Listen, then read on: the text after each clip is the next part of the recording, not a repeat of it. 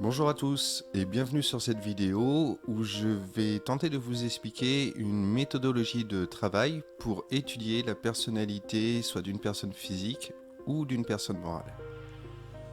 En effet, une fois n'est pas coutume, j'ai décidé pour une fois d'étudier non pas une personne physique, mais une personne morale, à savoir une institution. En l'occurrence, ici, la 5e République. Alors, pourquoi j'ai décidé d'étudier la 5e République? Non pas parce que c'est mon sujet de prédilection, en fait j'adore regarder un petit peu tout type de sujet à travers le jeu de 52 cartes, je trouve que c'est justement ça qui est intéressant avec cette pratique, mais j'ai décidé d'étudier la personnalité de la 5e République pour une seule et bonne raison, c'est que c'est un sujet d'actualité en ce moment, on en parle beaucoup. Et donc je trouvais intéressant d'aller regarder un petit peu ce qu'il en ressortait pour la 5e République à travers l'étude de sa personnalité avec le jeu de 52 cartes. Alors si vous aussi vous voulez étudier la personnalité ou le chemin de vie d'une personne morale comme une société ou une association, ça peut être un pays, ça peut être un gouvernement, ça peut être en fait ça peut prendre plein de formes différentes. Pour ça, il n'y a rien de plus simple, hein. Il vous suffit d'aller chercher la date de création officielle. Donc par exemple, si c'est une société, ça va être dans les statuts. Vous trouvez la date de création officielle et vous la reportez en tant que date de naissance sur le site unjourincarte.fr et vous renommez en fait la personnalité du nom de la personne morale, tout simplement. Donc c'est exactement ce que j'ai fait pour la 5e République. J'ai été chercher cette information sur Wikipédia. Et il s'avère que la 5e République est rentrée en vigueur le 4 octobre 1958. Donc j'ai tout simplement reporté cette date ici en tant que date de naissance de la 5e République. Et du coup, ce qu'il faut savoir, c'est qu'en fait, toutes les informations qui suivent, que ce soit au niveau de la personnalité ou dans un des cycles temporels qu'on peut regarder sur le site Un jour une carte, toutes les informations donc qui arrivent, tout ce qui est affiché, est lié quelque part à la date de naissance. Alors pour cette première vidéo, je vais rester vraiment concentré sur l'étude de la personnalité, c'est-à-dire de la nature profonde de la 5e République. Mais on pourrait envisager dans une prochaine vidéo, par exemple, d'aller regarder un petit peu quels sont les événements historiques majeurs qui ont jalonné la vie de la 5e République, et d'aller regarder ces événements historiques à travers le symbolisme qui ressort des cartes sur certaines périodes en fonction du cycle choisi. Donc ça fera peut-être l'objet d'une future vidéo, mais pour l'instant, je reste vraiment concentré sur la personnalité de la 5e République. Alors pour étudier la personnalité d'une personne physique comme morale d'ailleurs, on se place bien sur l'onglet personnalité et on voit que sur cette page en fait apparaissent toutes ces informations. Du coup, l'étude d'une personnalité en fait, ça va être d'aller analyser toutes les informations qu'il y a là à travers le symbolisme qu'elle dégage afin de pouvoir synthétiser par la suite l'ensemble de ces informations et c'est ce qui va nous donner une idée globale, une meilleure compréhension en tout cas de la personnalité par exemple de la 5e République. Donc ce qu'on peut voir tout de suite, c'est qu'en fait cette page, elle est présentée ainsi. Il y a 4 colonnes que vous voyez. Il y a la colonne naissance qui va regrouper des informations essentielles comme la date de naissance, l'âge, le signe astrologique.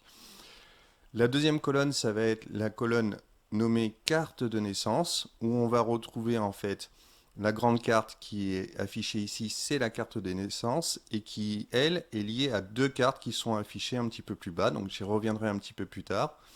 Il faut juste savoir déjà que ces trois cartes forment ce qu'on appelle une triade. Ça pourra faire l'objet aussi d'explications ultérieures. En troisième colonne, on retrouve la carte planète, qui est donc cette carte-là, et qui est directement liée au signe zodiacal de la personne physique ou morale étudiée. Et enfin, en quatrième colonne, vous avez la carte des camps, qui elle est liée au décan pendant lequel est né aussi l'objet de notre étude. Alors, je vais tout simplement commencer en fait par la colonne naissance et puis après, j'irai analyser les informations des autres colonnes. Donc, concernant la colonne naissance, on retrouve bien la date de naissance de la Ve République, le 4 octobre 1958, et on voit que, en fait, la Ve République est née un samedi.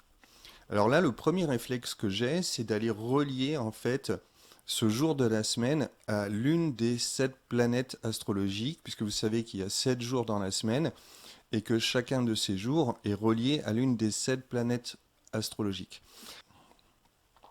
Alors on l'entend même au niveau du son, c'est-à-dire que lundi est lié à la Lune, mardi est lié à Mars, mercredi à Mercure, jeudi Jupiter, vendredi Vénus, notre fameux samedi qu'on cherche est lié à Saturne, et dimanche en fait c'est le jour qui est relié au Soleil. Alors on l'entend pas comme ça en français, mais rappelez-vous que dimanche en anglais ça se dit Sunday, donc c'est le jour du Soleil, et c'est exactement pareil en allemand en fait, c'est Sonntag en allemand, et c'est exactement pareil, ça veut dire le jour du soleil. Donc on a bien cette relation entre le dimanche et le soleil. Mais revenons-en à notre samedi, puisque c'est un samedi que la Ve République est née, et samedi en fait est lié à Saturne.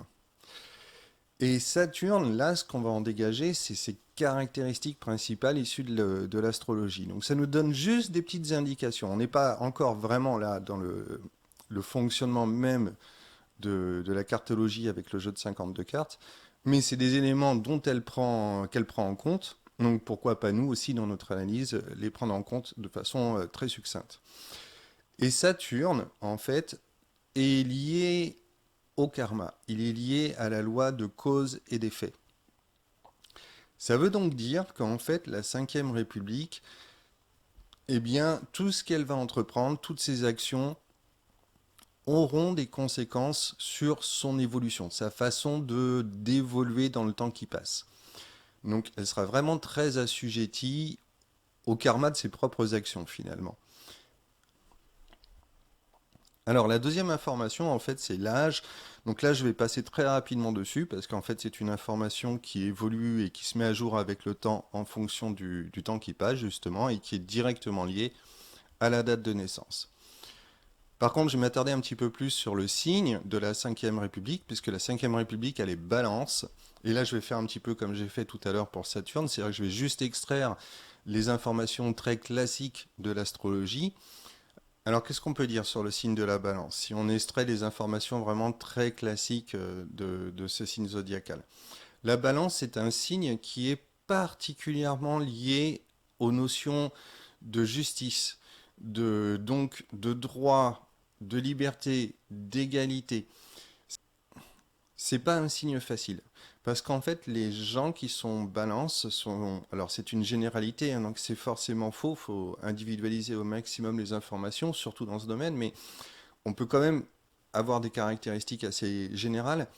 Les balances sont des personnes qui ont la capacité de vraiment comprendre les arguments des uns et des autres. Et en fait, ce qu'ils cherchent, c'est à trouver un consensus dans le débat. Et leur difficulté de tous les jours aux balances, finalement, vu qu'ils ont cette capacité à comprendre en fait les arguments des uns et des autres, c'est aussi de décider en leur fort intérieur qui a réellement raison, qui a tort. Et faut se souvenir que la balance, c'est vraiment un objet aussi qui sert d'emblème pour la justice. On retrouve cet emblème au niveau des tribunaux. C'est vraiment cet objet qui permet de peser le pour et le contre, et donc de prendre une décision sur le plan de la justice. Alors là, c'est intéressant aussi de voir quand même que la Ve République, tout à l'heure, elle avait Saturne avec le karma. Maintenant, elle a en fait les notions de justice, d'égalité, donc on peut retrouver sur le plan social, hein, par exemple, ou autre domaine d'ailleurs, mais elle a vraiment cette notion de justice qui est en elle inscrit à travers son signe astrologique qui est donc la balance. Et c'est d'autant plus marqué que la Ve République est du deuxième décan. Et vous savez que les signes astrologiques sont donc découpés chacun en 3 décans. Le deuxième décan, c'est celui du milieu. Et quand on est du deuxième décan, on est particulièrement marqué par les caractéristiques principales du signe en question. Donc on peut dire que la Ve République est particulièrement marquée par cette sensibilité qu'ont les balances à être impliqué dans toutes les notions de justice. Et ça, c'est quand même intéressant aussi à mettre de côté concernant la personnalité de la Ve République. Alors passons maintenant au vif du sujet, c'est-à-dire véritablement l'étude du symbolisme de ces 5 cartes. Parce qu'en fait, quand on regarde la personnalité de quelqu'un, on a ces 5 cartes qui apparaissent. Alors le but donc, ça va être d'analyser le symbolisme de ces 5 cartes individuellement, de les fusionner, de les mélanger un petit peu comme on mélangerait un shaker, de s'en faire une idée pour avoir la bonne synthèse à la fin. Donc c'est vraiment de l'interprétation. Et l'interprétation, c'est vraiment quelque chose de subjectif. Donc on part avec des connaissances ou des notions, et avec ces notions, on les adapte en fait au contexte de l'étude qu'on est en train de travailler. Alors, moi, ce que j'aime bien faire, avant d'aller regarder chaque carte individuellement, c'est de voir quelles sont les familles de cartes qui apparaissent ici sur ces 5 cartes. Et ce que je peux voir, alors je rappelle quand même les familles, c'est dans l'ordre le cœur, le trèfle, le carreau et le pique. Et là, ce que je peux voir tout de suite, c'est que on a le 5 de carreau, le 9 de carreau, le 3 de trèfle, le valet de trèfle et le roi de trèfle. Ça veut dire qu'on n'a aucune carte qui appartient à la famille du cœur ou du pique. Du coup, je ne vais pas du tout me servir des notions liées à la famille du cœur ou du pique en étudiant la personnalité de la Ve République. Par contre, je n'oublierai pas en fait cette absence de la famille du cœur et du pique quand j'étudierai plus tard des événements historiques. Alors, je retrouverai bien sûr des... Ben voilà, là déjà, j'ai j'ai pas de cœur sur le chemin de vie en fait de la Ve République. Mais je retrouverai forcément des cœurs quelque part. Mais quand j'étudierai des événements historiques, là par exemple il y a plusieurs cœurs, mais voilà, quand j'étudierai la personnalité de la Ve République, j'essaierai de pas trop prendre en compte en fait les choses à travers le prisme de tout ce qui va être amour, affection, bienveillance, toutes ces notions qui sont liées au cœur. Et de même, j'essaierai de pas trop regarder à travers le prisme des pics. Voilà, juste pour pas oublier qu'en fait ces deux familles elles sont absentes de sa personnalité. En fait, la Ve République, elle réfléchit, elle agit, enfin tout son comportement, toute sa personnalité finalement, puisqu'on parle de ça, va se traduire à travers les notions liées au carreau et au trèfle. Alors ça me permet justement d'aller aborder ces notions liées à ces deux familles. Donc concernant les carreaux en fait, ils sont liés à ce qu'on appelle les valeurs. Et il peut y avoir plusieurs formes de valeurs. En fait, il y en a deux. Il y a les valeurs financières, donc ça va être l'argent, la propriété immobilière, les biens, tout ce qui va permettre de créer une certaine forme de richesse, à la fois comptabilisable et matérialisable sur notre plan terrestre. Donc ça, c'est le premier aspect des valeurs des carreaux. Et le deuxième aspect des valeurs des carreaux, c'est un aspect purement moral. Donc là, on n'est pas du tout dans la matérialité des choses. Là, justement, au contraire, on est plutôt dans une forme un peu plus idéologique, où, où ces valeurs morales vont nous servir un petit peu de repère dans notre conduite pour savoir si on est dans le droit chemin, si on respecte un petit peu les règles communes. Il y a une certaine fixité en fait dans les morales, dans la morale.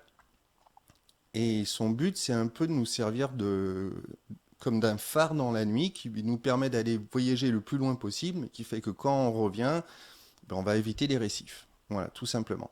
Donc c'est ça vraiment les deux notions principales de la famille du carreau. Elles tournent vraiment sur ces deux aspects. C'est soit ça va être, on va regarder les choses à travers le côté mais purement financier, soit on va regarder les choses sur un aspect mais purement moral. Voilà. Le trèfle, lui, enfin la famille des trèfles, il aborde d'autres notions. Il y a d'autres choses qui sont vraiment très ancrées au niveau des trèfles, et notamment l'aspect mental. Donc en fait, ça va être, qu'est-ce que l'aspect mental? C'est tout ce qui va être la réflexion, les idées, la logique, la compréhension des choses, la façon de transmettre et de communiquer l'information. Donc il y a toute la communication aussi qui se met en place au niveau des trèfles. Et ça, c'est vraiment leur mode de fonctionnement. Donc les trèfles sont très cérébraux. Voilà. Ils aiment réfléchir sur les choses. Ils aiment mettre en place des procédés mentaux plus ou moins complexes, on va dire. Et ça, c'est vraiment leur notion. Du coup, on voit que la Ve République, elle est vraiment traversée par ces deux énergies de la famille du carreau et de la famille du trèfle. Et en fait, on va voir par la suite, en analysant les cartes, que c'est vraiment le côté mental qui va aller s'imprimer sur les valeurs euh, financières et morales dont a la charge la Ve République. Et quelque part, même sans avoir analysé pour l'instant les cartes individuellement, c'est bien le rôle de la Ve République que d'aller s'occuper de ces valeurs. Alors si je parle par exemple de valeurs financières, en quoi ça se rattache à la Ve République? Ben, ça va être par exemple toutes les questions qui sont liées au pouvoir d'achat. En quoi la Ve République peut faire en sorte que ses citoyens aient plus de pouvoir d'achat? Si c'est le côté valeur morale, là, ça va découler sur toutes les questions d'ordre régalien, c'est-à-dire la justice, tout ce qui va tourner autour du régalien, quoi, en fait, quelque part. Voilà. Et c'est vraiment son rôle, quelque part, de faire tout ça. Donc passons maintenant à l'étude, en fait, de chaque carte. Alors, la première carte qu'on va étudier, forcément, c'est la carte de naissance. Et la carte de naissance de la Ve République, c'est le 5 de carreau. Donc, quand on veut étudier une carte, on prend en compte en fait deux choses. À la fois, on prend en compte le rang, et ce que j'appelle le rang, en fait, c'est la valeur chiffrée de la carte. Alors, ça peut être un chiffre qui va du numéro 1, donc le 1 c'est l'As, tout le monde le sait, jusqu'à 10, et ensuite, le rang, ça peut être aussi le rang de la figure, d'une des trois figures. Donc, il y a trois figures, valet, dame, roi. Alors on symbolise d'abord, on étudie pardon, le symbolisme du rang de la carte et on vient le coller ou le lier au symbolisme de la famille en question. Donc c'est ce que je vais faire pour le 5 de carreau. Alors si on prend le 5 de carreau, on va regarder un petit peu ce que fait le 5. Et tous les 5, donc c'est-à-dire les 4 5, que ce soit le 5 de cœur, le 5 de trèfle, de carreau ou de pique. Les 5, en fait, leur mot-clé, c'est le changement. Les 5 demandent un changement, une réorientation. Pourquoi? Parce qu'en fait, les rangs qui vont de 1, donc l'As à Roi, représentent en fait 13 valeurs, de 1 à 13, et c'est comme une évolution. Donc le 5, on peut dire que c'est quelqu'un qui a déjà vécu l'étape du 1, l'étape du 2, du 3 et du 4. Et il arrive à l'étape du 5. Au 1, en fait, il s'est individualisé. Il a cherché à exister par lui-même. Donc c'était ses besoins, ses volontés, en fait, qui s'exprimaient. À l'étape du 2, il a recherché l'union, si c'est sur le plan sentimental, mais ça peut être la coopération aussi avec le travail en binôme ou en groupe sur le plan professionnel en fait. À l'étape du 3, il a cherché à construire une structure. Donc on peut voir l'image de la famille, en fait, avec le couple qui vient d'avoir son premier enfant et une structure familiale qui commence à se créer. Mais le 3, c'est aussi pour moi l'image du tabouret, qui n'a que 3 pieds. Et si vous poussez un tabouret, il y a des fortes chances pour qu'il tombe. Donc il tient debout, ça tient, la structure se met en place, mais c'est pas encore très solide. Du coup, le 3, il implique une notion de choix à faire. Et ce choix, ça va être qu'est-ce qu'il faut faire pour consolider la structure. S'il y arrive, il arrive à l'étape 4, parce que le 4, c'est vraiment, son mot-clé, c'est vraiment le côté solide des choses, la consolidation, le fait que la structure, les bases soient solides. Et là me vient souvent en tête l'image de la chaise qui, elle, contrairement au tabouret qui a 3 pieds, a 4 pieds. Et si vous poussez une chaise, il y a des chances, bien sûr, pour qu'elle se décale, elle glisse sur le sol, mais il y a des chances quand même aussi pour qu'elle reste sur ses 4 pieds. Donc elle est plus stable. Ça, c'est l'étape du 4. Et donc on en revient au 5.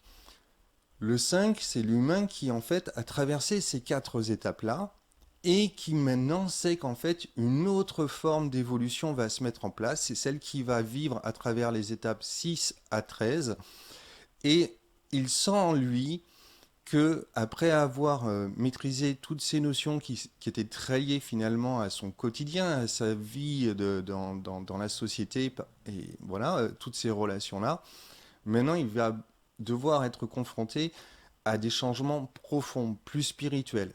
Et à l'étape du 5, il faut qu'il fasse un changement pour bien choisir son chemin. Et ça, c'est très important. Voilà. Et le 5 est particulièrement lié à l'être humain aussi. Parce que on est une espèce, par exemple, qui a 5 doigts, 5 orteils. Le 5 est quelque part marqué dans notre corps physique. C'est aussi un petit peu la notion que Léonard de Vinci voulait donner quand il a fait l'homme de Vitruve. Alors lui, il cherchait plutôt à trouver s'il y avait des proportions divines à l'intérieur du corps humain, mais il a délimité son dessin, il a inscrit le corps humain en fait dans un pentagramme, c'est-à-dire une étoile à 5 branches. Et là, nous, ce qui nous intéresse, c'est de voir cette relation entre le 5 et l'être humain. Donc, les 5 ont cette particularité de demander un changement qui est très lié à l'homme, qui est très lié à, quand je dis homme, c'est homme avec un grand H, bien sûr, les femmes et les hommes, donc l'être humain. Et le 5 de carreau, il va demander ça, mais sur les valeurs morales et financières de la famille des carreaux. Alors là, c'est pareil. Est-ce que c'est pas le rôle de la Ve République que d'aller apporter des changements qui vont forcément concerner l'être humain sur des notions à la fois financières et morales? Je trouve que ça colle plutôt bien comme carte de naissance, et moi je le prends plus comme une nature profonde en fait, puisque c'est une personne physique, c'est une personne morale, pardon, c'est pas une personne physique. Donc sa personnalité pour moi c'est un peu une nature profonde. Alors maintenant, intéressons-nous aux 2 cartes du bas. Donc en fait, les 2 cartes du bas sont liées à la carte de naissance. C'est donc ce qu'on appelle une triade. Alors le but de cette vidéo, ce n'est pas d'expliquer en détail pourquoi ces 2 cartes-là s'affichent. Je vais vraiment rester concentré sur comment on les utilise et au plus simple. Alors en fait, ce qu'on fait, c'est que on prend le côté négatif et positif de chacune de ces cartes. Et sur cette carte-là, on va prendre son côté négatif et le coller à la carte de naissance. Et sur cette carte qui est à droite, qui est la carte occupée par, en fait, on va prendre son côté positif et on va le coller à la carte de naissance. Alors, aspect négatif, aspect positif, en fait, ça c'est un principe universel. C'est le principe de la polarité. En toute chose, il y a un aspect négatif et un aspect positif. Donc, il n'y a aucune raison que, en fait, les cartes y échappent.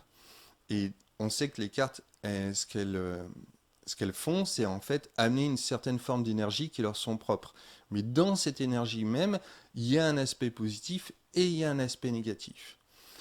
Alors, si on veut regarder l'aspect négatif du coup du 9 du carreau, de 9 de carreau, on va prendre bien sûr le symbolisme lié au carreau, donc les fameuses valeurs morales et financières.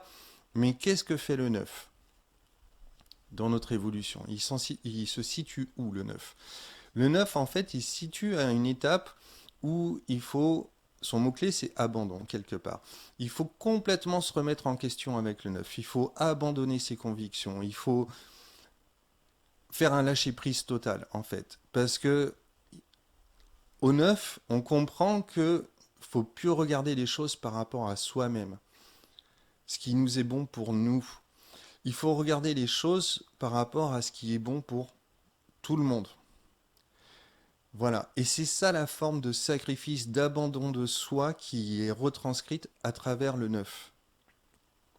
Et donc, en fait, ce qu'on peut dire, si on prend le côté négatif de cette carte 9 de carreau et qu'on la colle à la carte de naissance, qui est donc le 5 de carreau, on peut dire que la 5e République, ce qu'elle a du mal à faire, puisque c'est l'aspect négatif, sa difficulté, ça va être de se remettre en question dans sa nature profonde, dans sa façon de voir les choses, dans sa façon de comprendre les choses, dans ses convictions, pour aller créer une nouvelle structure. Parce que ce 9, en fait, il est lié véritablement à... Dans le processus du 9, il faut que quelque chose se termine afin de créer quelque chose de nouveau. Si c'est neuf, c'est nouveau. Donc, on a bien la notion de fin d'une période donnant naissance à une nouvelle période. Et c'est vraiment ça qu'on est en train de vivre, enfin moi je pense en ce moment, c'est-à-dire que l'influence de cette carte-là se fait particulièrement ressentir dans cette période qu'on est en train de vivre en ce moment. Toute la difficulté à se restructurer en profondeur pour retrouver une structure qui soit plus adaptée au temps qui passe. Et c'est vraiment des changements profonds là qu'on voit, parce que si on en parle en ce moment, si je parle de la Ve République, c'est parce que c'est d'actualité. Si c'est d'actualité, c'est que ça se passe pas bien.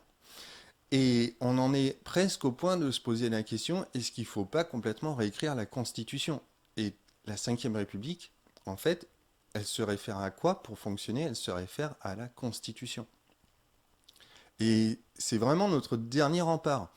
Si la Constitution, qui est la loi, qui est le texte au-dessus de tous les autres textes, si la situation elle est plus gérable par le texte de la Constitution, il faut peut-être le changer. Et on en est là. Et pour moi, en fait, ce fait, c'est l'influence du neuf qui marche à fond en ce moment sur, en fait, la nature profonde de la Ve République. Maintenant, on va prendre le côté positif de la carte 3 de trèfle. Et on va faire exactement pareil, c'est-à-dire que on sait déjà que c'est une carte qui appartient à la famille des trèfles, donc qui va avoir son côté orienté vers le mental. Mais le 3, qu'est-ce qui fait le 3?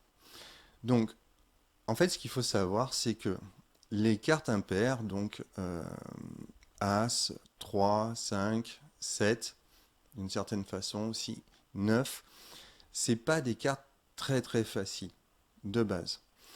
Et c'est pas facile d'être impair. Et on a vu tout à l'heure par exemple que en fait le 5 c'était demander un changement. Et un changement c'est jamais facile à faire en soi. Le 9 ça demandait carrément une forme d'abandon de soi-même et de se remettre complètement en cause pour aller se tourner vers une autre façon de penser. Donc ça c'est pas du tout facile le 9. Et le 3, je vous ai parlé tout à l'heure de l'histoire de ce tabouret qui avait 3 pieds qui tenait debout, mais si on le poussait, il pouvait tomber assez facilement. Et il impliquait un choix. Et un choix, c'est pas facile à faire.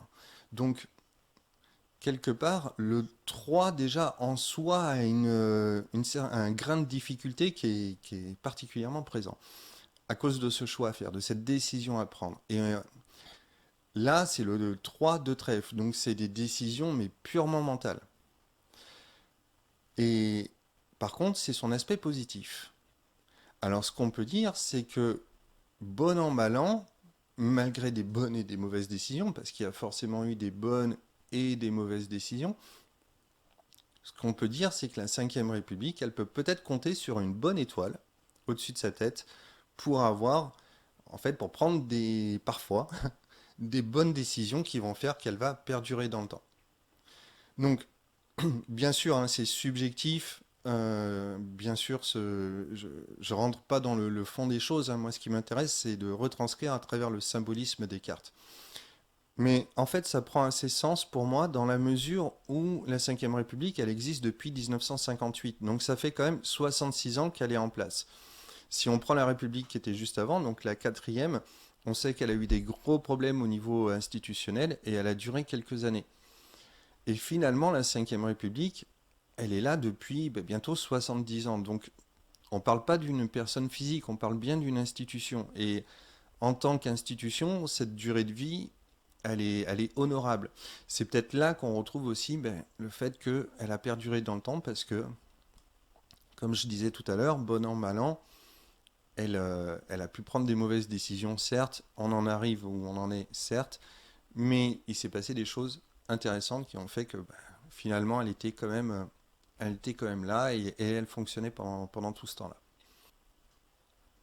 Alors, si on veut synthétiser maintenant euh, les informations issues de la colonne carte de naissance et synthétiser le symbolisme de ces trois cartes, qu'est-ce qu'on peut dire?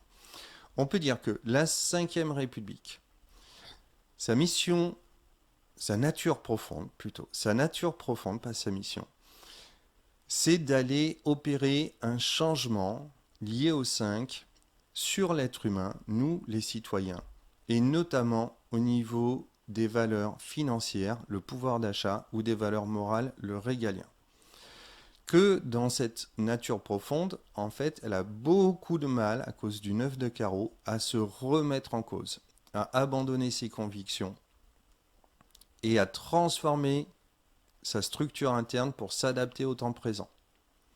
Mais néanmoins, elle peut compter sur certaines bonnes décisions pour essayer de perdurer le plus dans le temps, en sachant que tout a un début et tout a une fin. Encore une fois, polarité. D'accord? Voilà. Voilà ce qu'on peut ressortir par rapport à cette colonne carte de naissance. Maintenant, intéressons-nous à la carte, la colonne carte planète et la colonne carte décor. Donc à ces deux cartes, qui sont, encore une fois, je le rappelle, liées au signe de la balance et au deuxième décan. Je vais les étudier ensemble parce qu'elles ont un point commun et après je reviendrai sur des caractéristiques un petit peu plus individuelles. Mais je vais les prendre ensemble parce que d'abord c'est deux figures. Et les figures, si on reprend notre schéma d'évolution à 13 étapes, la différence entre les trois figures que sont le valet, la dame et le roi, comparé aux cartes qui ont un chiffre en fait marqué dessus, c'est que les figures, elles, leur évolution, elle est bien sûr tournée vers eux-mêmes, c'est-à-dire c'est une évolution interne, mais quoi qu'ils fassent, quoi qu'ils disent, en fait, ils rayonnent d'une certaine façon, en bien ou en mal hein, d'ailleurs, sur leur entourage, et donc leurs actes, leur dire, tout ce qu'ils font ont des conséquences sur leur entourage direct. Donc ça peut être leurs proches, leur famille, leurs collègues de travail, ou leur notoriété tout simplement, hein, qui fait que, en fait, ce qu'ils font, ça découle sur les autres. Et donc là, on en a deux. Donc on sait que cette notion-là, elle est particulièrement puissante. Et leur deuxième point commun, c'est que ces deux figures, elles appartiennent à la même famille, c'est-à-dire la famille du trèfle. Alors on peut déjà se dire que là, au niveau mental, la machine qui va se mettre en route, elle est d'une certaine puissance. Ça, c'est sûr. Maintenant, en plus, dans le trèfle, il y a le côté message à faire passer. Hein. Alors, on peut réfléchir à plein de choses, mais par exemple, on peut voir qu'il y a quand même des notions de communication à mettre en place.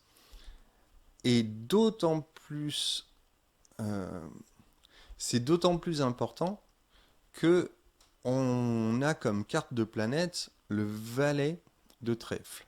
Et là, si on regarde un petit peu le symbolisme des valets, les valets, c'est des messagers. Les valets sont souvent vus comme des personnes qui partent sur la route, qui quittent leur château royal, qui ont pour but d'aller rencontrer plein de gens, de partir à la rencontre de plein de gens et d'aller semer des graines. Et en fait, dans ces graines, il y a le message de leur cour royale. C'est-à-dire, il y a le message du roi et de la reine, ou du roi et de la dame plutôt. Et c'est au valet d'aller répandre ce message, en espérant que ça germe un jour. Ça, c'est vraiment en fait l'image caractéristique des valets. Et donc, du coup, on les voit souvent comme des aventuriers, parfois héroïques, qui accomplissent des exploits, parfois comme des gaffeurs qui se trompent et qui se plantent totalement dans leur mission. Mais ils ont ce côté immature, ils représentent un peu la jeunesse aussi, un côté un peu androgyne. On ne sait pas ce qu'ils vont faire, les valets, mais en tout cas, ce qui est sûr, c'est qu'ils vont faire quelque chose qui leur est propre. Ils vont aller puiser dans leur nature profonde pour, d'une façon ou d'une autre, répandre ce message. Voilà, c'est le côté très épique et aventurier des valets. On peut se rappeler par exemple que pour illustrer un valet, la meilleure illustration pour moi, par exemple, c'est de prendre le valet de cœur. Si on va sur les tableaux, je vais aller sur la page tableau.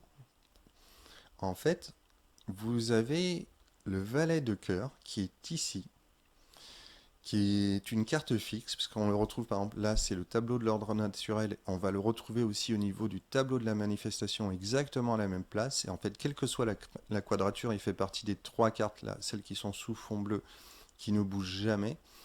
Et le valet de cœur, on l'appelle la carte du Christ. En plus, il est vraiment au milieu d'une croix. Et je prends cet exemple tout simplement parce que qui d'autre que le Christ pour illustrer parfaitement la mission du valet qui est de partir sur la route pour aller répandre sa parole. Et sa parole, elle est vraiment adaptée aux notions de sa famille. Donc là, c'était en l'occurrence, aimez-vous les uns les autres. Voilà, l'amour, la bienveillance, etc. Ça, c'était vraiment le message.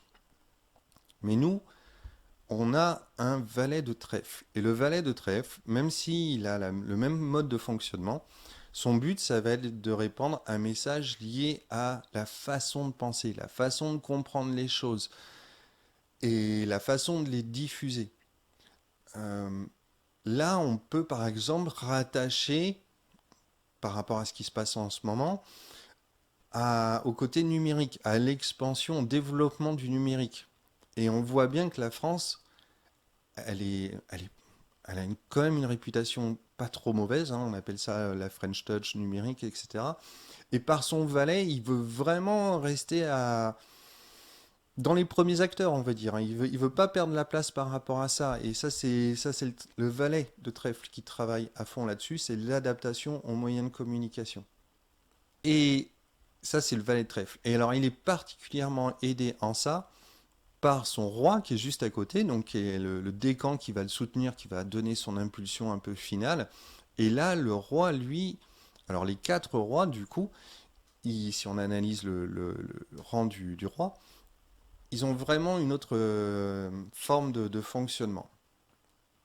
Et là, il faut reprendre un petit peu les mots-clés, c'est-à-dire que les rois sont liés à l'abondance. Les rois ont cette capacité d'aller créer une forme d'abondance qui parfois peut être purement matérielle, hein. Si c'est par exemple un roi de carreau, ça va être souvent un côté richesse. Ça peut être un côté expérience avec le roi de pique, ou des relations dans le travail, ou un développement dans le travail. Si c'est le roi de cœur, là, ça va être la profusion de bienveillance et d'amour, qu'il y a une notion très masculin sacré chez le roi, donc on peut voir l'image du père qui protège sa famille, etc. Et là, on a le roi de trèfle. Et le roi de trèfle, lui, son abondance, c'est de créer des idées. C'est un peu le chercheur dans son laboratoire qui va vraiment être très cérébral et qui va trouver des idées, des idées, des idées, des idées. Voilà. Et il infuse cette masse d'idées à son valet. Et du coup, on voit la puissance du côté mental de la Ve République. Mais moi, je vois autre chose à travers ça, en fait. Je vois, parce que j'essaye de vraiment relier, de ne pas perdre de vue que c'est pas qu'un symbolisme que je suis en train de faire. C'est un symbolisme avec un but précis, une analyse symbolique avec un but précis. C'est d'aller relier ça au sujet de mon étude, la Ve République. Et qu'est-ce que j'en sors de ce couple-là? Et ce qu'on voit pas là, à travers ces deux cartes, en fait, toute la technocratie de notre Ve République. Est-ce qu'on ne voit pas à travers l'énergie de ces deux cartes, en fait, ce qu'on appelle la lourdeur administrative qui fait que tout est complexe à créer, à réaliser dans ce pays. Tout croule sous une masse de paperasse énorme. Et c'est bien parce que ça définit les choses d'une certaine façon. Ça a pour but de les rendre publiques, mais d'un autre côté, c'est un casse-tête incroyable. Et on en souffre. On en souffre quelque part de ça. Et on le sait et on n'arrive pas à s'en défaire. Vous voyez comment c'est ancré en nous. C'est notre façon de... C'est culturel aussi ça, quelque part. Donc, est-ce que cette forme de fonctionnement très administrative n'est pas issue de l'énergie du valet de trèfle et du roi de trèfle? Je pose la question, hein, bien sûr, mais c'est juste une vision à travers cette pratique du jeu de 52 cartes. Alors de plus, le roi, il a cette forme d'abondance dont je parlais tout à l'heure, mais ça, c'est le roi quand il est sur son bon chemin. C'est-à-dire que naturellement, le roi, il a cette capacité, cette facilité à créer une abondance, et donc naturellement, lui, ce qu'il souhaite, c'est d'aller en faire profiter ses proches. Sauf que, selon le contexte et selon ses idées, c'est pas toujours possible. Et parfois, il y a un blocage. Et quand il y a un blocage, en fait, il est dans l'incapacité d'aller faire profiter ses proches ou son entourage de cette forme d'abondance. Et ça peut créer des conflits.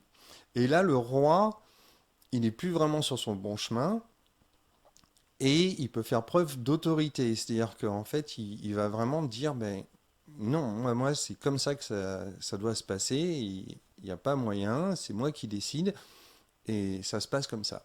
Et ça, c'est le côté un petit peu autoritaire du roi qui fait que ben, c'est pas toujours facile en fait. Il se situe au-dessus et il n'y a aucune raison pour que en fait on lui fasse comprendre que ben, non, c'est pas forcément comme ça qu'il faut faire de temps en temps. Alors voilà, on vient de voir la personnalité de la Cinquième République. Donc on peut maintenant, après avoir analysé le symbolisme de toutes ces informations, synthétiser tout ça afin d'avoir cette fameuse idée globale, cette conclusion concernant la nature profonde ou la personnalité de la Cinquième République. Alors on va reprendre chacune des informations et on va les mettre ensemble. Donc, la Cinquième République est née un samedi qui est un jour gouverné par Saturne, donc il y a un aspect karmique, loi de cause et d'effet, qui fait qu'en en fait elle va toujours récolter ce qu'elle sème, donc il faudra qu'elle fasse particulièrement attention à ses actions. Avec son côté balance, elle est très sensible aux notions de justice, ce qui ne veut pas dire qu'elle le fait correctement, hein, mais en tout cas elle y est sensible, et c'est peut-être aussi là le côté un peu pays des droits de l'homme que se veut la France, et ce qu'elle y arrive, c'est encore une fois, c'est une autre notion, mais c'est ce côté balance qui apparaît beaucoup au niveau de la justice et de l'égalité, de la liberté, enfin c'est des mots qu'on retrouve au niveau de notre pays. Par contre, sa mission, sa nature profonde, c'est d'apporter donc au niveau du 5 du carreau un changement chez l'être humain sur le plan des valeurs financières, donc tout ce qui est pouvoir d'achat et des valeurs morales, tout ce qui est régalien, qu'elle a du mal à se transformer, à se remettre en place pour créer une nouvelle structure qui soit plus adaptée au temps qui passe. Elle peut juste compter sur d'éventuelles bonnes décisions de temps en temps, mais par contre, son moteur, l'essence de son moteur qui la fait fonctionner, c'est cette profusion d'idées, de règlements, de lois, de textes qui sont proposés par le valet de trèfle et le roi de trèfle. Voilà ce qu'on peut dire sur la personnalité de la Ve République. Et quand on regarde ça, en fait, ce message final global qui se dégage de tout ça, c'est qu'au fond, qu'est-ce qu'une république si ce n'est une institution qui est là pour générer des textes, les modifier, les faire voter, les amender, les supprimer, faire changer et adapter tout un corpus de textes qui nous permettent à nous, en tant que société, dans notre vie de tous les jours, de pouvoir continuer à vivre ensemble de la meilleure façon qui soit, à la fois sur le plan financier, ce qui est vraiment loin d'être facile, bien sûr, et aussi sur le plan moral des choses, c'est-à-dire en respectant des règles communes. C'est ça le but d'une cinquième république, et c'est vraiment là que se joue son rôle. Alors bien sûr, on vit dans un monde qui est gouverné par l'argent, donc on ne peut pas se passer de ces notions purement financières, d'où l'aspect valeur financière qu'il y a dans le carreau, c'est quand même essentiel. Et en même temps, on reste des êtres humains, donc on aspire qu'à une chose finalement, c'est à vivre heureux. Et pour ce faire, il faut bien créer tout un cadre de vivre ensemble autour de ça. Et c'est vraiment son travail et c'est loin d'être facile. Voilà ce qu'on peut dire sur la Cinquième République. Voilà, donc j'espère que cette vidéo, elle vous a plu. Si c'est le cas, n'hésitez pas à la liker, à la partager. Vous connaissez tous les fonctionnements des différents réseaux sociaux, donc je vous laisse faire. Et je vous dis à bientôt pour certainement voilà, une vidéo sur l'étude des événements historiques de la Ve République à travers différents cycles. Et on ira zoomer en fonction de ce qu'on veut chercher et regarder par exemple si certains événements historiques ont une correspondance directe avec le symbolisme qui est envoyé par les cartes du jeu de 52 cartes. Voilà, donc à très bientôt. Au revoir.